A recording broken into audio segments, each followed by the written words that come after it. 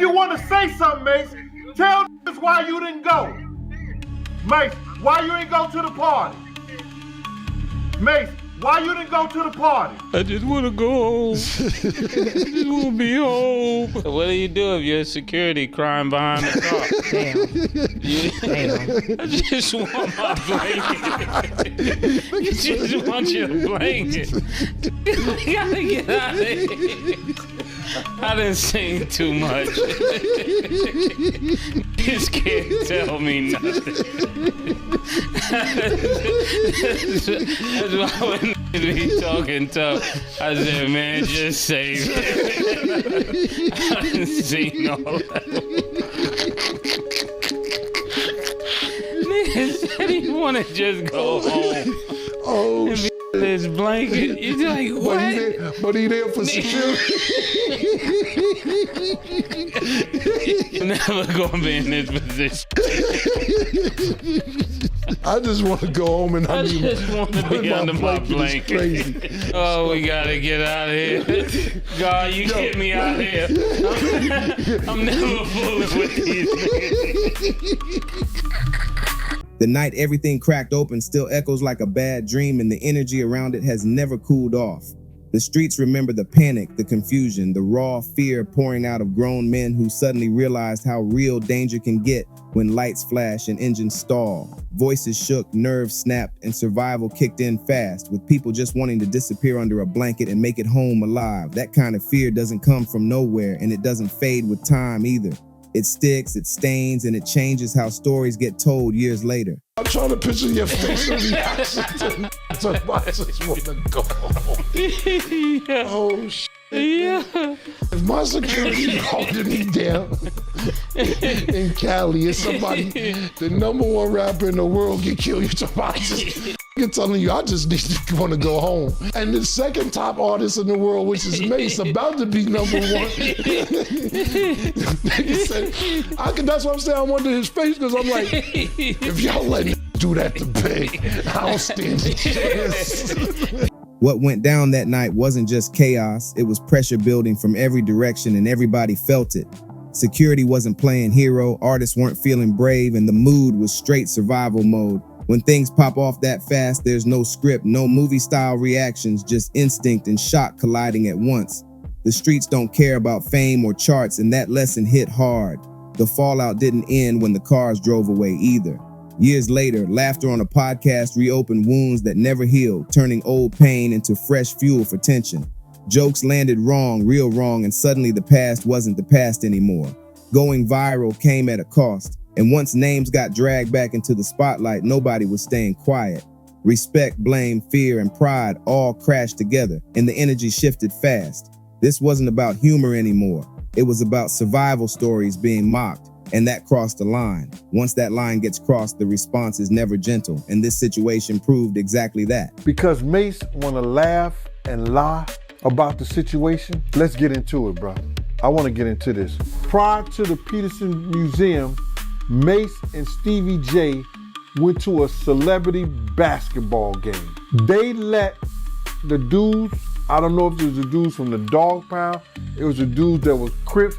They let Stevie J and Mase know, we want Puff and we want Big. Mase felt like he was safe, laying down there, throwing up West Coast signs with them. Mase came back from that game. He let me know and he let Puff know. He never mentioned a damn thing to Big. As his label mate, as a fellow New Yorker, he had an obligation to tell Big, and he know I came and got him. And Mase said, yo, Big G, why you here? Why you here? He said, Big G, I'm all right. I said, if you was all right, why am I here? The reaction was instant and heated, with words flying back harder than the jokes that sparked it all. Pride stepped in, and so did anger, because laughing about a night like that hits different when lives were on the line. The response wasn't polished or calm, it was raw and straight from the chest. Name it if you're going to say it. Stand on it if you're going to tell it. That was the message ringing loud. The streets respect honesty, not slick jokes or half stories. Everybody suddenly wanted attention, clicks, and reactions, but not everybody wanted accountability. That's where things got messy. Old phone calls, old warnings, and old movements started getting dragged back into the light. Who knew what before it happened? Who stayed quiet? And who moved reckless became the real focus. The narrative shifted from why didn't someone react to why didn't someone warn, and that hit different. Running around the city flashing confidence while threats were already floating wasn't smart, and everybody knew it. That kind of energy attracts trouble fast. When danger is already in the air, even small moves can turn into big consequences. Laying low suddenly made sense, and staying out of sight became survival, not fear. People forget how tense that city was at the time, how every move felt watched, and how fast things could turn ugly. Once those details came back out, the jokes didn't sound funny anymore. They sounded careless, and that's why the pushback came hard. Say, if you gonna say something, be man of motherfucking nothing to name names. Gotcha. When I tell a motherfucking story, Rex, I tell it with the names. These I ain't worried about none of this, dog. Because it can happen to anybody. If they can get motherfucking Martin Luther King, if they can get the President Kennedy, they can get to anybody. It's easy to tell a motherfucking truth than to call me a lie. Everybody trying to go viral. Everybody trying to go viral. Everybody trying to go viral out here. As more details surfaced, the picture got darker and more complicated. Being trapped, unable to leave, surrounded by real street muscle isn't a movie scene, it's fear in real time. Hotel hallways packed, exits blocked, and no clear way out changes everything. That kind of pressure rewires your thinking fast. Survival becomes the only goal, and every decision feels like it could be the last one you ever make. The idea that more trouble could be hunting nearby only made things worse. Nobody knew who was next, and that uncertainty kept everybody frozen.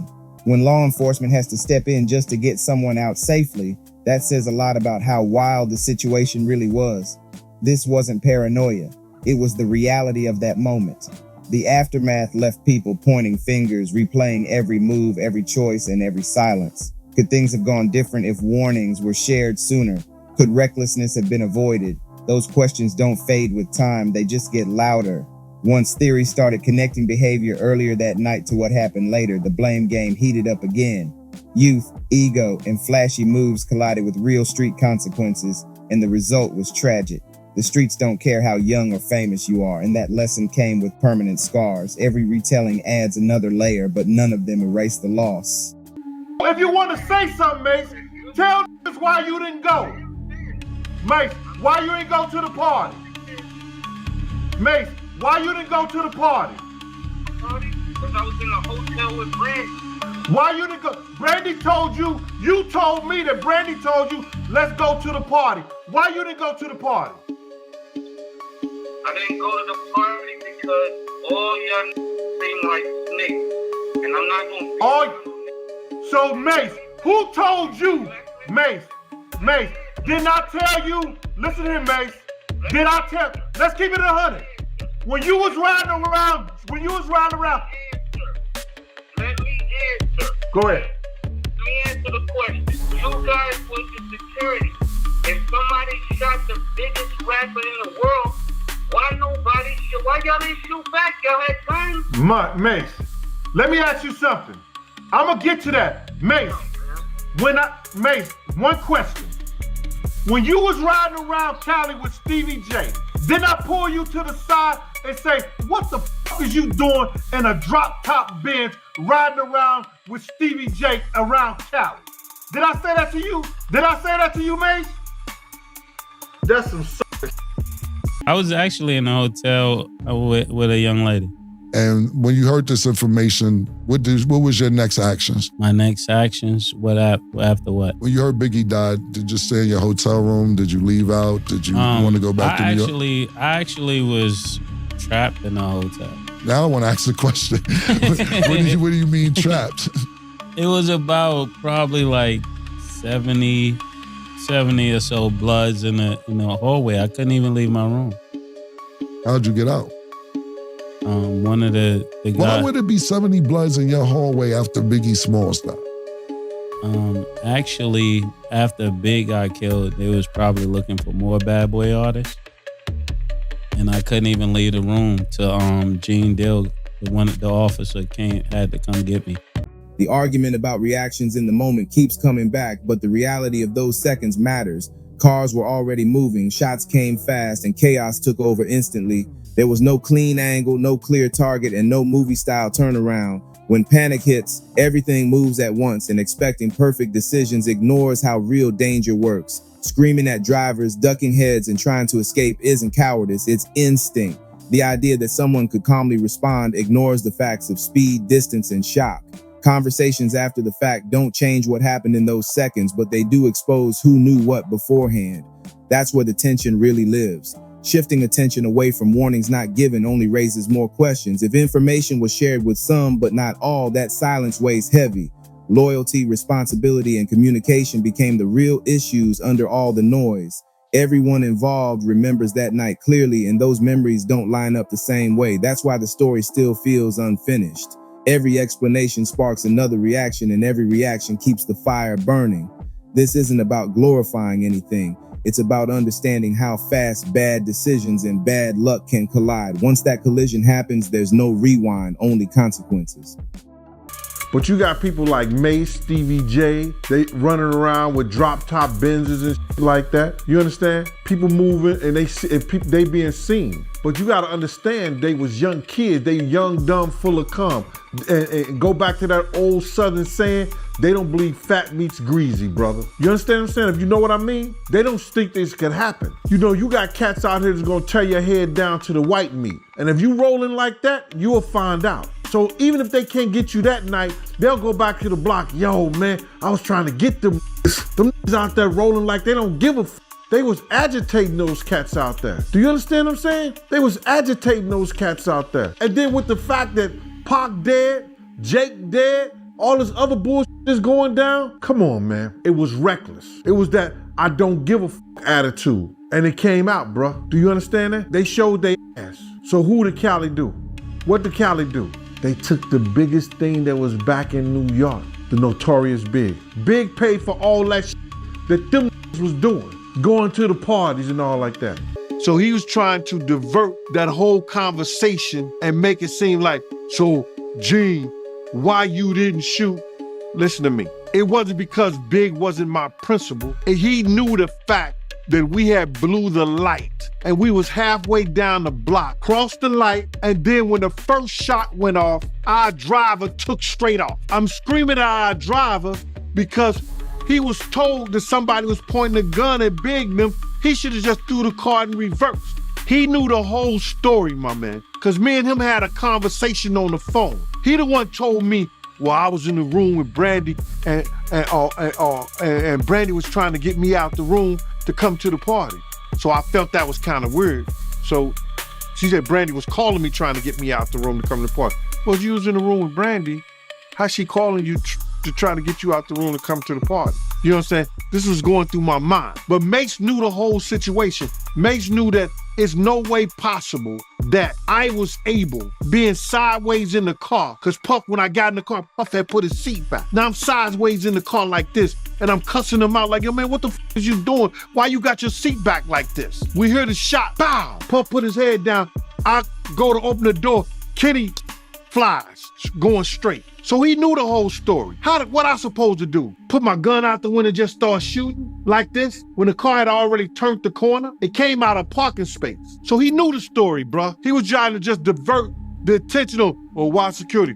So ask security, ask Big security, ask Paul, ask the LAPD. The LAPD officer that was right there, they was right behind. Paul was outside the car. Why didn't they shoot?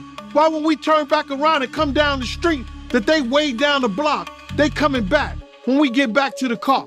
When we get back to the car, nobody's in Big's car but Big. Mase knew this. Me and Mase had this conversation. Him and Tone is like this. He knew me and Tone jumped in the car and chased after the guy.